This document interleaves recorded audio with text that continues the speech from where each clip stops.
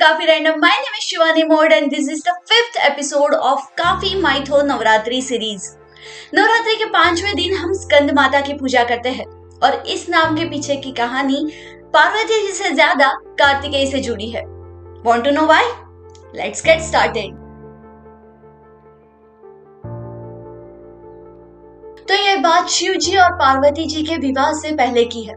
उस वक्त तारकासुर नाम का एक राक्षस था जिसने बहुत कठिन तप करके ब्रह्मा जी से ये वरदान लिया था कि उसे सिर्फ और सिर्फ शिव जी का कोई वंशज ही मार सकता है. अब उस वक्त शिव जी ने दूसरा विवाह न करने का निर्णय लिया था और वो तप में व्यस्त हो गए थे, तो उनका कोई वंशज हो ऐसी कोई शक्यता नहीं थी. इसी के चलते तारकासुर ने पूरे ब्रह्मांड में उत्पात मचा रखा था.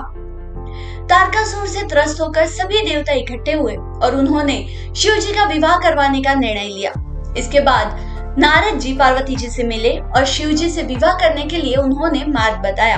पार्वती जी की कड़ी तपस्या के बाद शिव जी और पार्वती जी का विवाह संपन्न हुआ और उनकी पहली संतान यानी कि कार्तिकेय. अब क्योंकि कार्तिकेय का जन्म ही एक मकसद के साथ हुआ था, असुरों का विनाश करने के लिए हुआ था, उन्हें बचपन से ही युद्ध की तालीम मिलने लगी और बहुत ही जल्द वो युद्ध में निपुण हो गए और एक बेहतरीन योद्धा बन गए, साथ ही साथ देवों की सेना के प्रमुख भी.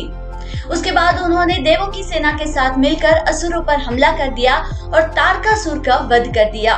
इसीलिए उन्हें स्कंद कहा जाता है और पार्वती जी को स्कंद माता.